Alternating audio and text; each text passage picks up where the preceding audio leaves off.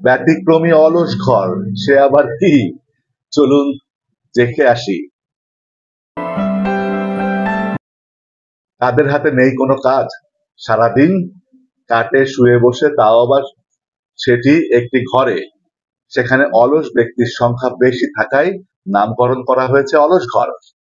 গ্রামের কিছু অলস ব্যক্তির জন্য ভিন্নধর্মী এ ঘরের দেখা মিলবে ঝিনাইদহের কালীগঞ্জ উপজেলার বুজরুক মুন্দিয়া গ্রামে। মানে এই জায়গায় এসে লোকজনে বসে, যার জন্য এই ঘরটার নামই থিয়েছে অলস ঘর। বুঝতে পেরেছেন? তো এই পরে দেখছেন, এই দেখেন কত লোক বসে রয়েছে।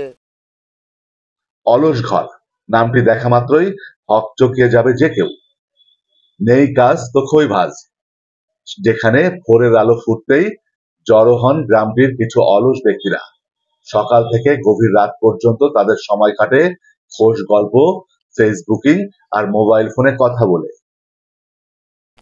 হ্যাঁ, এখানে বসে থাকতে 5-10 জন লোক বসে আছে, সবার সাথে গল্প গল্প করছি, নিজেও কাজ কাম করতে পারিনি, সব বসেই আছি এখানে। কেউ আবার ঘুমিয়েও দিন পার করে দেয়। মাঝে মধ্যে পথচারীরাও বিশ্রাম করে এখানে। শুধু তাই নয়, গ্রামের কর্মঠ অনেকেও অবসর পেলে যোগ দেয় অলসদের আড্ডায়। এটা মানে কাজ কামের ফাঁকে বিশ্রামের জন্য, অলসদের জন্য, মানে যারা কাজ কাম সেরে এসে অবসর সময় এখানে বসে, এই জন্যই পরিকল্পনা এটারও বড় করার পরিকল্পনা আছে।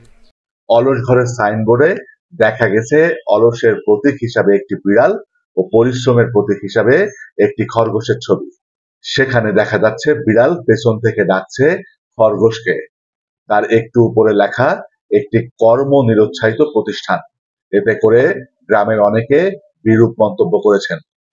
যে এ কয় গাদা আছে অলস, এরা কাজ করে না, কাম করে না, মানুষের বারান্দায় বারান্দায় গোড়ায় গোড়ায় রাগের জ্বালায় বাড়ির পাশে একটু জায়গা পড়ে আছে, ওখানে করলাম যে বানাইতে হয়, তোরা যা করিস কর। এদিকে এই সংগঠনের আহ্বায়ক রাজু আহমেদ বলছেন, অলস ঘর শুধু অলস ব্যক্তিদের জন্যই নয়, এটি উপকার বয়ে আনছে পথচারী এবং গ্রামের অন্যান্য মানুষের জন্য। ভবিষ্যতে অলস ঘরটির পরিধি বাড়িয়ে ব্যবস্থা করা হবে পথচারীদের জন্য। ঘরটির বয়স 5 বছর হলেও গত প্রায় 1 মাস হলো এটির সাইনবোর্ড সাঁটানো হয়েছে। আয়োজকরা চান সারা দেশে যেন এর শাখা থাকে।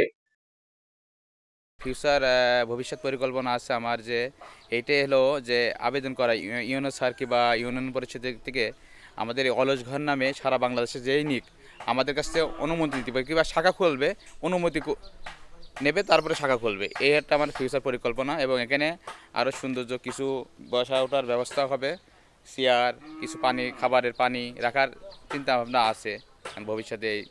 এই চিন্তা ভাবনা আছে। আর একটু হালকা মেরামত করবে এটা। কি উদ্দেশ্যে করেছেন এটা? আসলে উদ্দেশ্যটা আমি প্রবাসী থাকি, কুয়েত প্রবাসী থাকি। ওখানে দেখি প্রবাসী অনেক লোক দেখেছি অবসর টাইমে একদম অলস জায়গায় বসে থাকে, অনেক বিশ্রাম নেয়। অলস বলতে না, সবাই কাজকর্ম করে, কিন্তু অবসর টাইমটা ওখানে করে। আমরা আসলে এটা আমার এক ছোটো ভাই আছে বুরান, ওনার আর আমার মানে পরামর্শ এইটে উদ্যোগ নিয়ে, উনি ব্যানার করবে না, আমি তোর জোর করে ওকে বলেছি ব্যানার করে নিয়ে আসো, সব কিছু আমি করবো। তবে এই উদ্দেশ্যে ব্যানারটা করা, এই জায়গাটার নাম দেওয়া অলস ঘর। আর এখানে অবসর টাইমে অল টাইম আপনার দুপুর পর থেকে আপনার রাত 2টা-3টে এমন অনেক মানুষ শুয়েও থাকে, বুঝেছেন। আর এই দীর্ঘ এই যে এই শহরের বয়সটা প্রায় দীর্ঘ 8-9 বছর। চাচা ভাই বোনেরা সব বানাই আছে অলস ঘর। ভালো লাগে, অলস ঘরে বসে ভালো লাগে, সময় কাটা, সবাই এসে বিশ্রাম নেই। বা আমরা এই অলস ঘরটি তৈরি করেছি ঝিনাইদহ কালীগঞ্জ গ্রাম বুজরুক মুন্দিয়া। যত লোক কাজ কাম করবে না, এই অলস ঘরে এসে খাওয়া দাওয়া করবে আর গড়াগড়ি করবে। লজ্জা বলতে লজ্জা তো একটু করেই, কিন্তু যারা এই যে অলসতা করে তারা একদম মোটেও কাজকাম করে না, তাদের জন্য, তাদের লজ্জা দেওয়ার জন্য এই অলস ঘরটা নাম দেওয়া হয়েছে। তারা এই অলস ঘরের নামটা দেখে, যে পাশের কেউ দেখা রাস্তা হেঁটে যাচ্ছে, যে বলছে যে অলস তোরা ওখানে বসে রয়েছে কি জন্য, তাদের যখন গায়ে লাগবে দেখাতে তারা এই উদ্যোগে তো কোনো কাজ কাম করে খাওয়ার জন্য অলস ঘর নাম দেওয়া হয়েছে।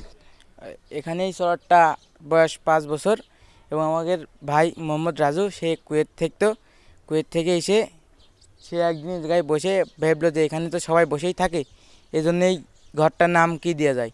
তারপরের দিন সে এসে বললো যে এই ঘরটার নাম অলস ঘর দেওয়া যায়। তারপরে অলস ঘর সাইনবোর্ডটি দিয়ে এখানে সবসময় 4-5 জন লোক বসেই থাকে। তবে নিউজ প্রকাশের পর কালীগঞ্জ থানা পুলিশের কর্মকর্তারা যে অলস ঘরটির সাইনবোর্ড খুলে দেন।